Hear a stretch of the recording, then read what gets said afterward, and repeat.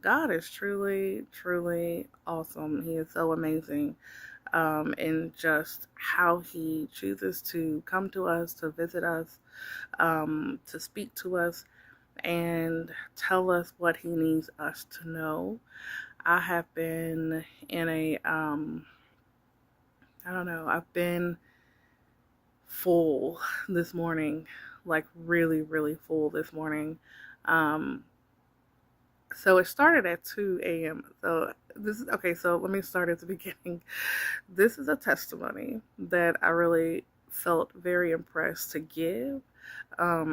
It is something that God has been helping me with, and how what He's been talking to me about, but also I feel that God is um, saying that I could be a blessing to somebody else.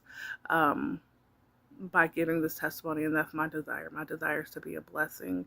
My desire is to not sit down on my testimony. Really felt impressed to give this testimony. So God just in kind of encouraged me to do it this way. And I didn't want to wait. I didn't want to wait until next Tuesday, like a whole week. I'm like, God has it for me today, and it could be encouraging for somebody today. But so I had a dream. So in this dream, I was at a food truck or something similar to it, and I was standing there. There was um, there was a lady that came up um, to my side to look at the food truck, and we exchanged pleasantries. Just the greeting, "Hey, how are you? Have a good day." Blah blah blah. Anyway, so she basically was like standing there for a little bit, and I was talking to the lady in the food truck, and this one that was beside me bent down like she was going to tie her shoe. She ended up having like a little ventriloquist doll. And so I saw it, she was kind of like messing with it a little bit, but because she was kneeling down, part of the doll was obstructed from my view at that time because I was standing up. And so I was looking at the doll like, oh, she's about to do a performance. I'm thinking, it's very Asheville, very Asheville, but she's going to do like a little performance or something with this doll. And I noticed that she was still kind of on her knees, and I was like, something is not right. Something is not right here. So I was standing up with like one of my foot upright.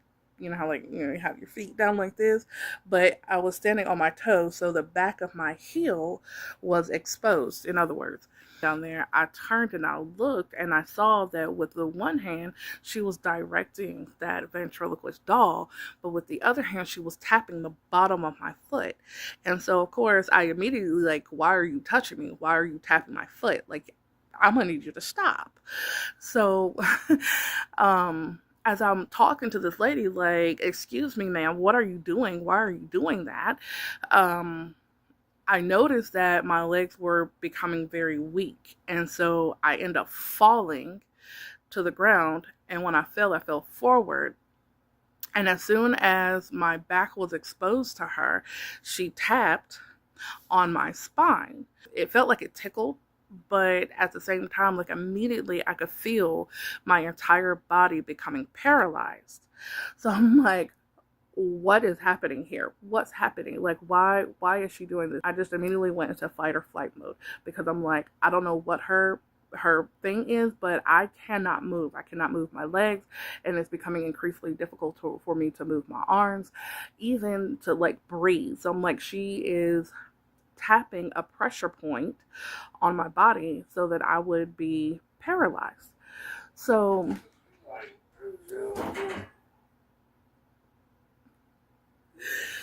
um, that was my husband. So, okay.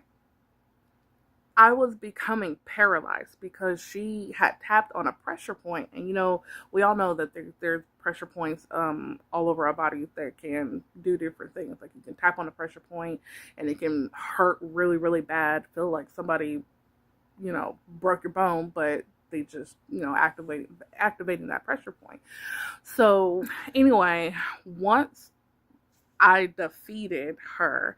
Once I defeated her, I immediately woke up, and my first thought was, what was that? Because the dream was so real.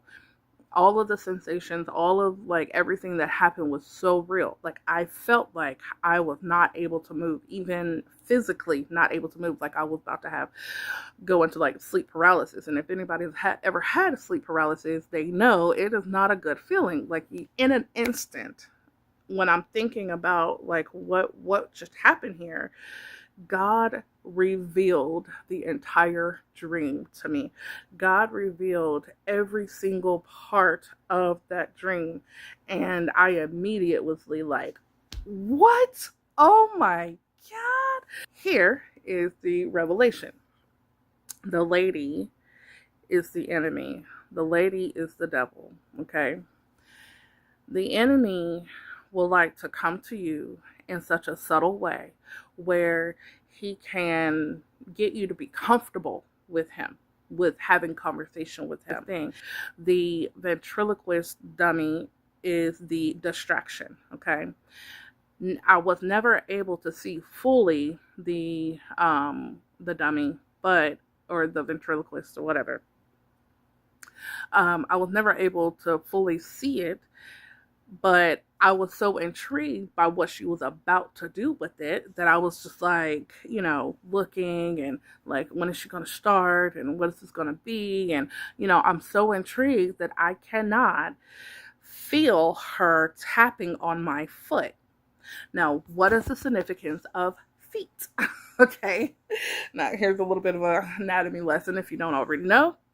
But your feet house, I cannot remember how many nerve endings, okay, in our body.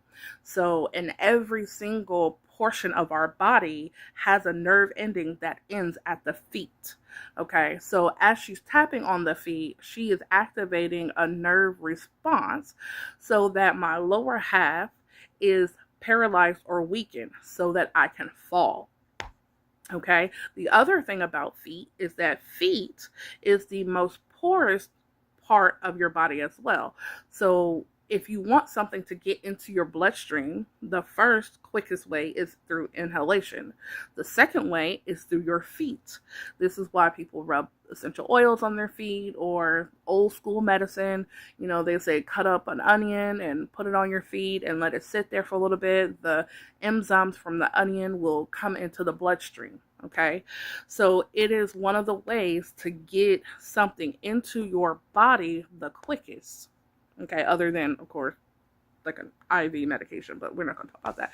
But so the significance is the enemy will try to distract us with the ventriloquist. He will try to distract us with the one hand while he's also doing other things with our bodies to render us incapable of standing on our own 2 feet, would render us unable to be strong. And so now, the other part of it is, once I had fallen, she tapped me on my spine. There was one spot, and she only did it one time. She tapped me on my spine, and when she did that, the sensation was like, oh, that tickles. But at the same time, immediately I began to be paralyzed. So I'm like, well, what's the significance of the spine? Our spine, of course, is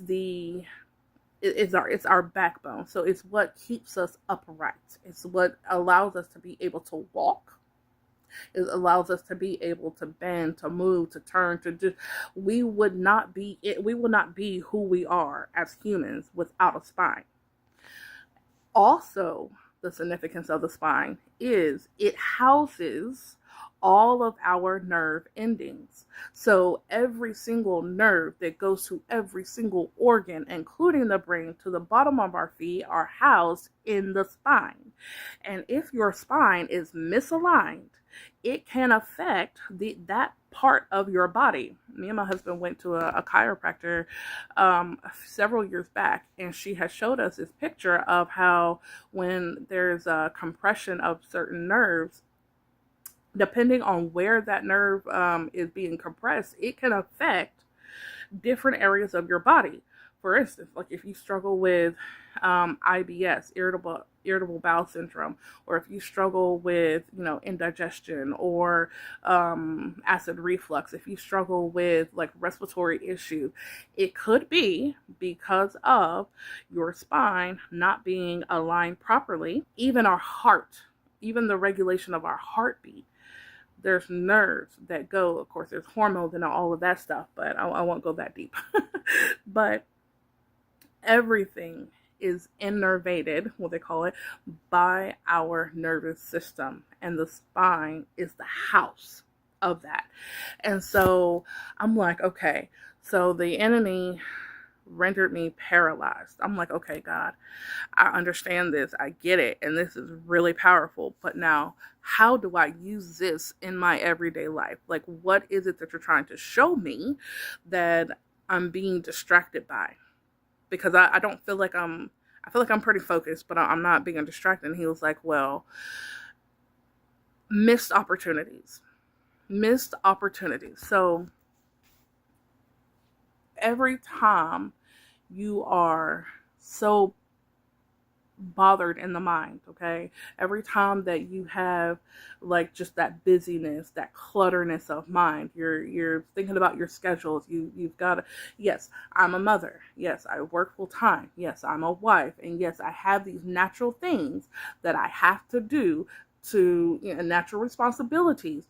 But am I being so overtaken by these natural responsibilities that I am missing opportunities?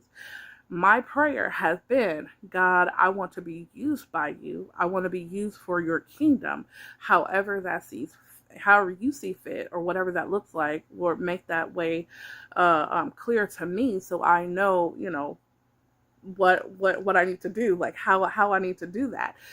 And so I've been praying that prayer. And so God is like, okay, in order for you to be used, you have to decrease and I have to increase. So how do I become less?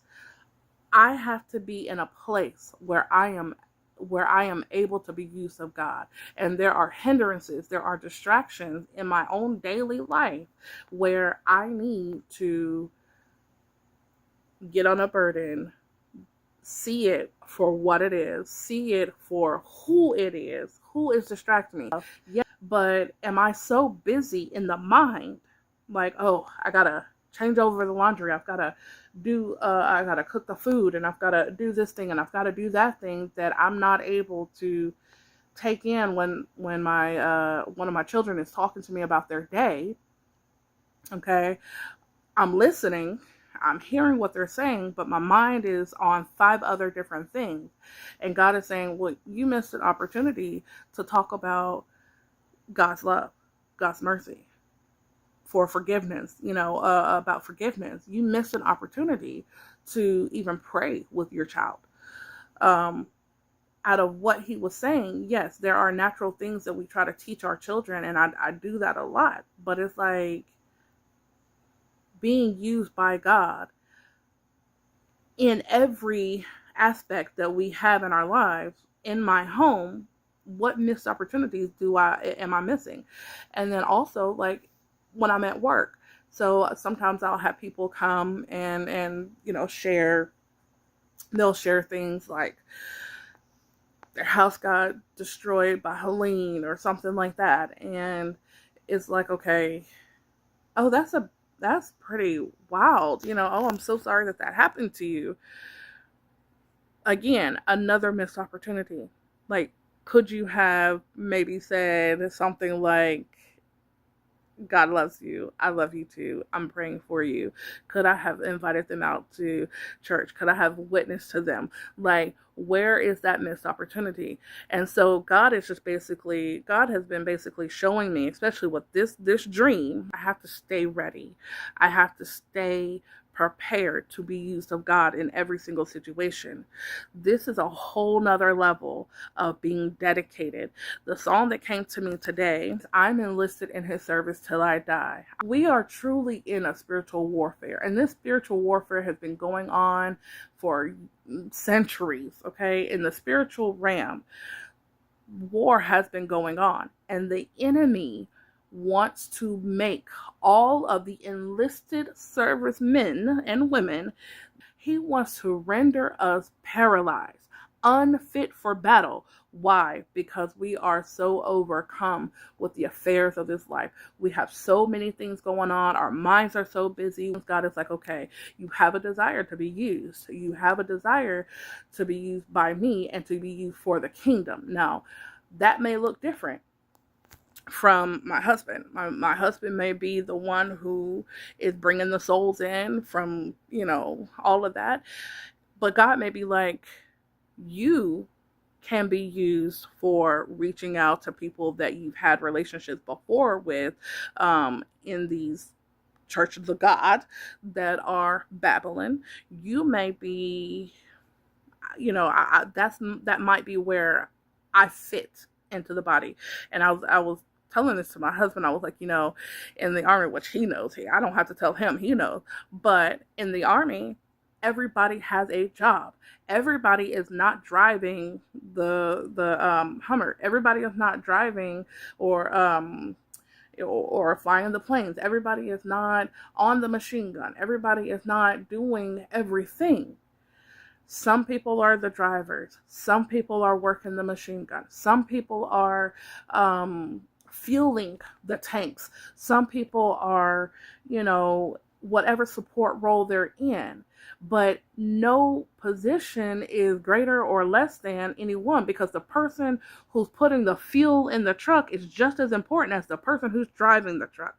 So God may be using me, saying like, there is a vineyard, there is a field for you to reach out to people who are still stuck in Babylon, who still need help, who needs encouragement, who needs whatever. So that may be my field. I don't know. But I know one thing. I want to be used of God.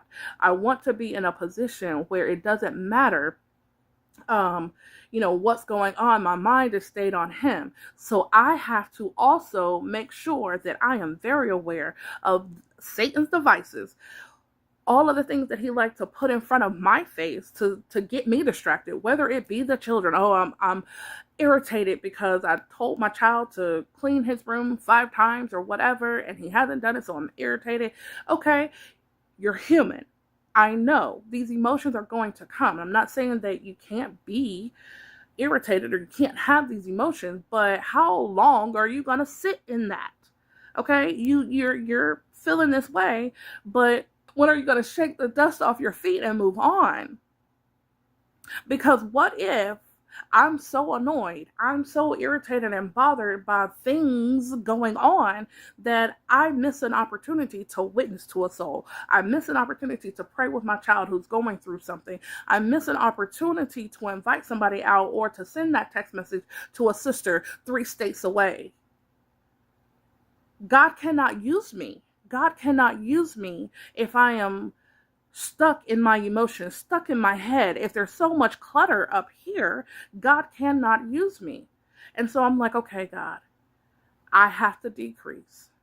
My desire is for the kingdom in whatever way that looks. So that means I have to decrease. I have to deny self. I have to be so focused on Satan's devices that I see it coming a mile away, and I am at the ready to defeat, to rebuke, to defeat the enemy. I have to stay ready because I want to be used of God. So that flooded my soul. It flooded my soul.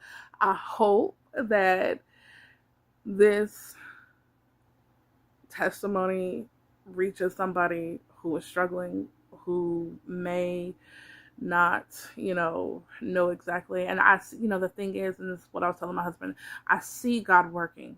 I see God working. God is definitely helping his people. There's another part of the army that, God kind of just witnessed to me. It's like, okay, there is a reason why we have the training ground. Okay, there's a training.